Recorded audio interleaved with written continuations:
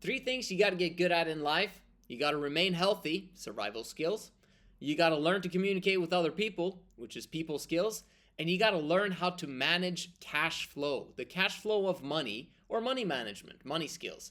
Let's dig deep into the third aspect of things today with money skills. And if you get this ingrained in your brain, you will actually become rich.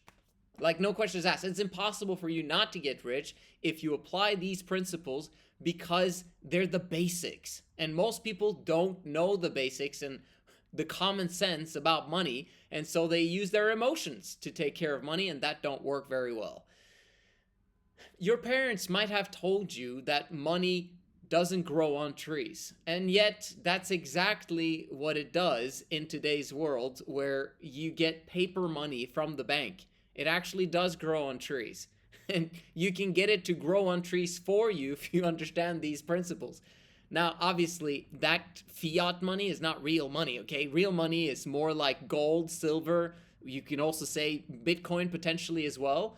But let's understand how to manage this stuff, because it all comes down to value exchange, okay? Money is just a medium of exchange. There's nothing wrong with money. It's not good, it's not bad, it's just neutral. And so if it's just neutral, it does actually a lot of good stuff. It's one of the best inventions that has ever happened on planet Earth. Like, if money is one of the best inventions ever, Bitcoin might be one of the greatest inventions added on top of the invention of money. So money was an invention in order for us to not have to barter with each other. So if I have bananas and I want chairs, I have to how many days would I have to look for someone that wants to sell me a chair in exchange for my bananas? Like, it would take me forever. So there was an invention of some form of medium of exchange. It could be gold, it could be silver, it could be rocks, it could be sea shells, it could be whatever, in order for us to be able to exchange, because everyone knows that this thing that I'm holding, although we don't use it for very much, it just looks good to look at maybe, is the exchange that we use as money. So understanding this, money is actually a good thing. It's more leaning towards good than bad, because it's neutral, but it can be used for great things. Okay, so money is fantastic. So there's three aspects to handling money. You've got making money. Usually that starts with exchanging time for it. So you go and work for 1 hour and you get paid for 1 hour. Fantastic. You made money. And then what people say is that you need to now keep money. This is the hardest transition. You've made money. Now what do? Well, you want to spend it, because money in and of itself is kind of worthless, right? Like, well, what does it do for you? This paper note in your hand or the digit on your computer, like, it doesn't do much. And so we want to get rid of it for something that actually has value, something that is important to us, like food or housing or treating someone very well, buying them dinner or whatever it is that you want to do with your money. So this transition from making to keeping very often doesn't happen. And then we hear that cash is trash because of inflation, which means that every single year the value of your dollar decreases by 10% every single year. So you're like, man, like, am I supposed to keep this thing? It feels much better to just spend it. And then it's spent, and then I can go and work another hour to make money again, and then do that again and continue until I'm 67, right? We don't want to go that route. It's the rat race. You want to avoid it as much as possible, as long as you start your foundation correctly and making money in the beginning, right? Eventually, we want to transition out of the working for other people in the sense of what you're doing right now with a normal job. But in the beginning, we have to do that. So you're making money. Transition now over to keeping money. Extremely hard, and most people don't make it. And this is why these videos are extremely important for you, because you have to come to the point where you keep the money. Because if you never keep the money, you're buying stuff that is small and irrelevant, that doesn't create much good other than for you. It's very selfish investments, if you could say it like that. Like food, I'm going to eat it. Maybe my inner circle of family is going to eat it. Okay, so I'm not that selfish because I might share it with other people. Housing, well, am I the only person living there? Who's benefiting from it then? It's just me. And I guess my roommates is benefiting because we're splitting the cost. And then the landlord is benefiting and the bank is benefiting. So that's kind of the win-win-win situation in that situation. And, you know, if I buy clothes, yeah, I can wear it and other people can appreciate that I look good if they're good clothes, I guess. And then the store owner receives some of that, and the employee that works at that store, and maybe the banks who are renting out the premises for that store. Do you get what I'm saying? Like, you, anytime that you're spending that money, someone else will benefit. But if you're just exchanging for stuff that only gives you good stuff, then like what, it's kind of selfish. Like, you're not thinking big enough. We want to get to the point where money becomes a medium of exchange in order for us to make the world a better place.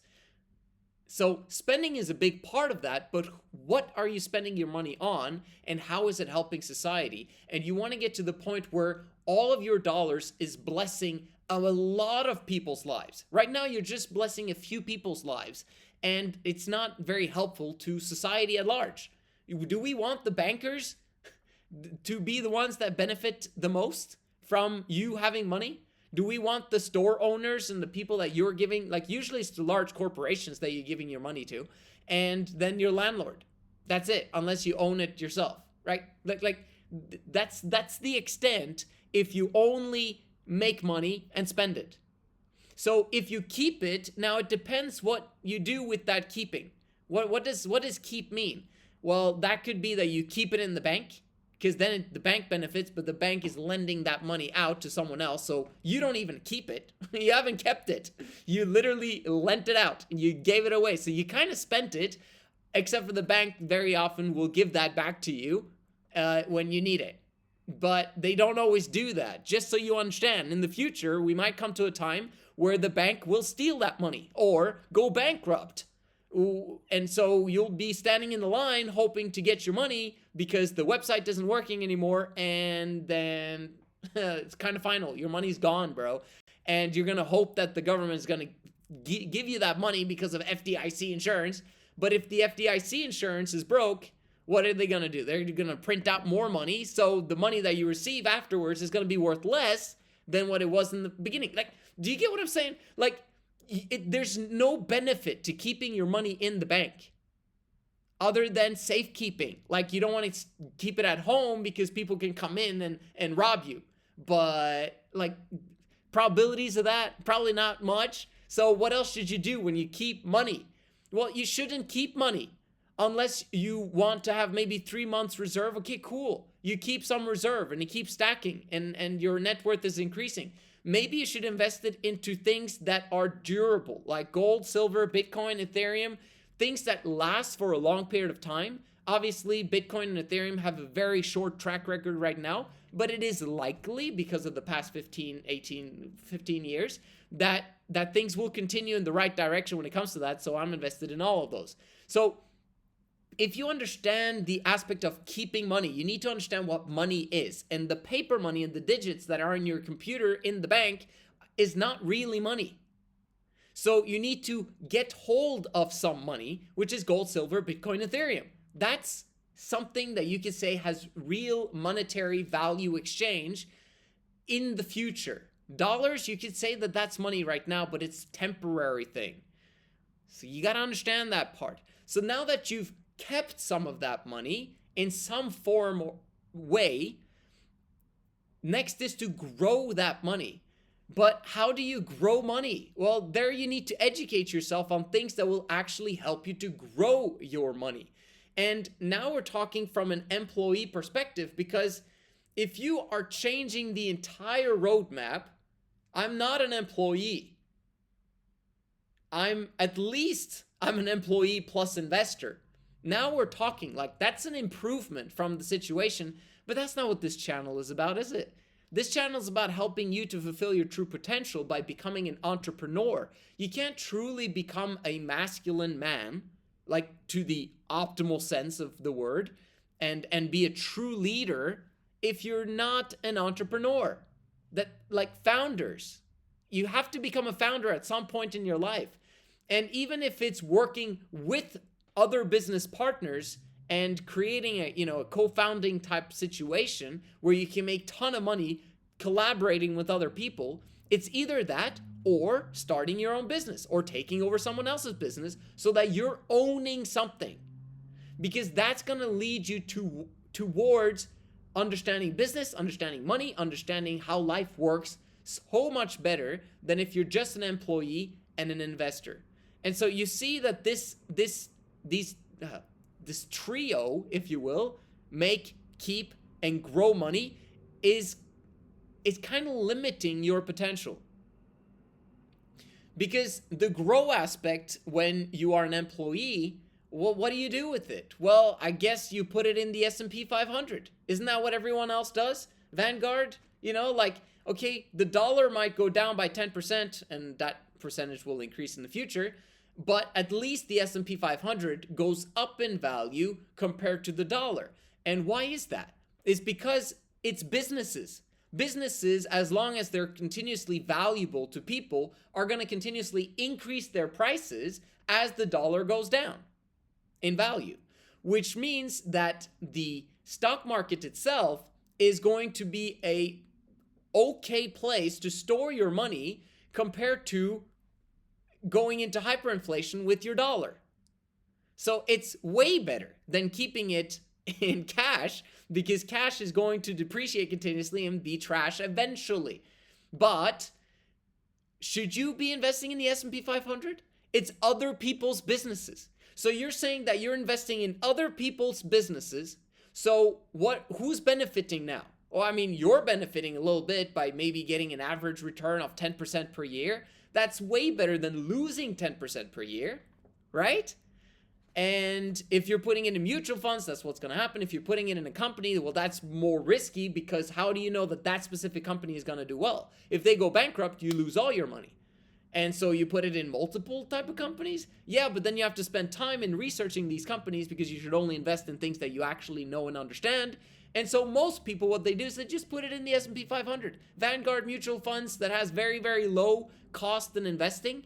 And so it just stays there. And you keep funneling money into that. So what happens when there is a financial collapse and we enter into recession and it decreases by 50%?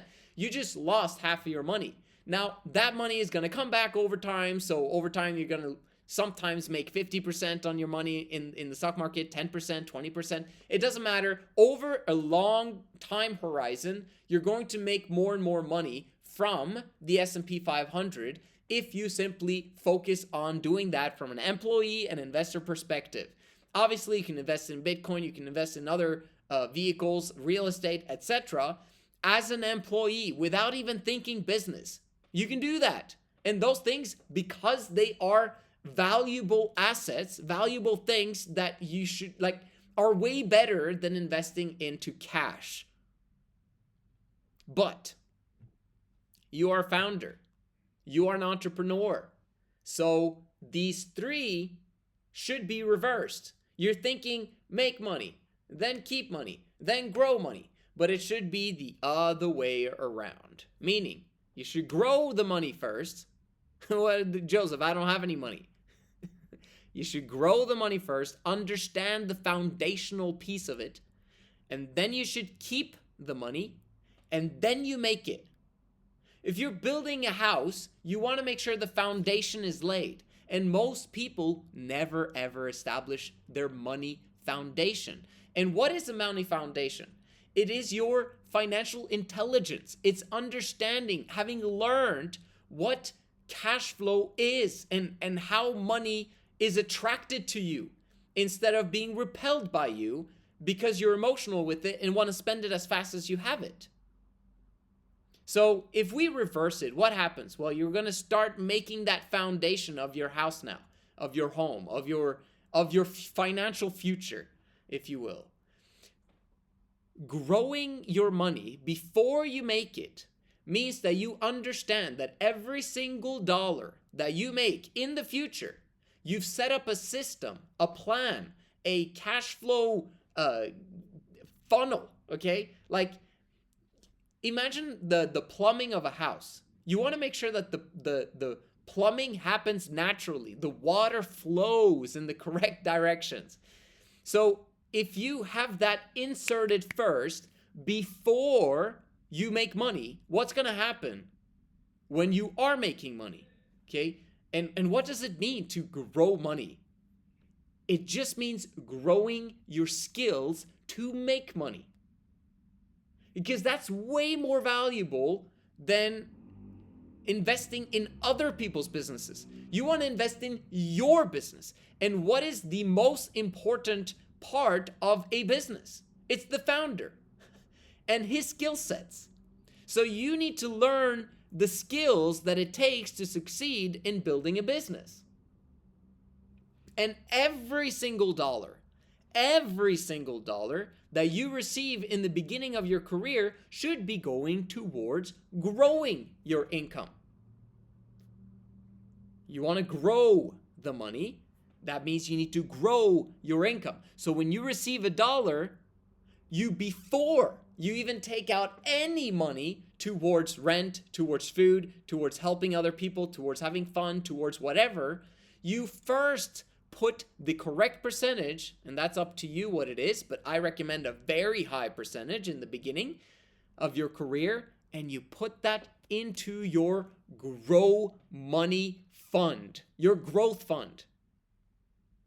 What's going to happen? You get $1 there. Oh, man, I can't buy anything with this $1. All right, well, so you got $10. Let's start there. What can you do with $10? Not much. Okay, well, actually, you could buy a book with those $10. What is worth more? For you to buy a book that you read that costs $10, or to put $10 into the S&P 500 and make 10% increase on it over the course of one full year. With these $10, you will get $1 from the S&P 500. With the $10 here that you invest in a book, that book itself could make you tens of thousands, hundreds of thousands, and millions of dollars if you actually read the right book. This is very fascinating. So what if we amp up the ante a little bit? Instead of $10, you do $100. You don't put in the S&P 500, you put in the SME 500. Your skill sets. You want to grow your income? You have to become more valuable. You want to solve problems. The only thing that solves problems is the skill that you need in order to solve that problem. And problems are there because someone's mindset hasn't been changed and solved. And so they hire other people to help them solve that problem if they don't want to learn how to solve that problem themselves. That is very efficient. Instead of someone learning a new skill, they can instead pay someone to do that skill for them and solve the problem that they have so that they don't have to. That's very efficient.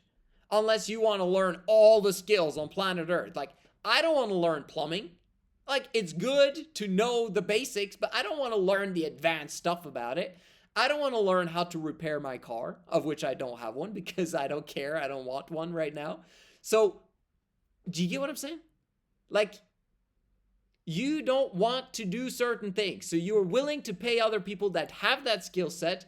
And that's how you, as a business owner, is going to make money in the future, is by increasing your skill sets. But increase a specialized skill set that no one else has, but that a lot of people have the problem with. So there's a lot of demand for solving this problem, and there's not many people that know how to do it. That is an exponential form of you being able to exchange time for money. And you need those skills, right?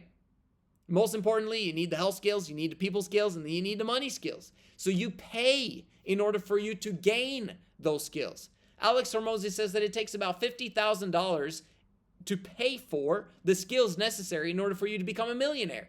Well, that's totally worth it. Think about it. If you work an average job and you make, let's say, $25K a year, that's a very low income average job in first world country. Okay, so you manage to save half of that. It'll take you 4 years to pay for the skills, and I'm saying save, which means invest, right? Invest that money into gaining skill sets. So you invest half of your money. That's insane. What? I would never do that. Then you're not an entrepreneur. You need to think like an entrepreneur. You can't think like an investor and have other people improve their skills because you're paying them money. That's what you do when you're investing in other people's businesses in Vanguard. Other people are getting rich and you're getting a little piece of it. A little tiny piece. But if you are the one that actually establishes the business, you get the upside. Massive upside. So if you're now investing, it's going to take you 4 years because it's 12 grand. Okay, like you don't have a lot of taxes when it's like, so okay, so let's say it takes 5 years, all right, just because of taxes. So within 5 years, you will have become a millionaire if you just invest half of the money that comes in into building your skill sets to become a millionaire. Do you understand now that this grow should become that should come way before making money? Because if you don't set it up before you make money, you're not going to keep it and you're never going to grow it. And if you do, it's going to be a very little part of it because you didn't understand the principle. Build your potential, not someone else's. Use money to improve your skill sets and learning new skills for you. Not helping other people to develop their skill sets, although that's great too, but that should be from your business.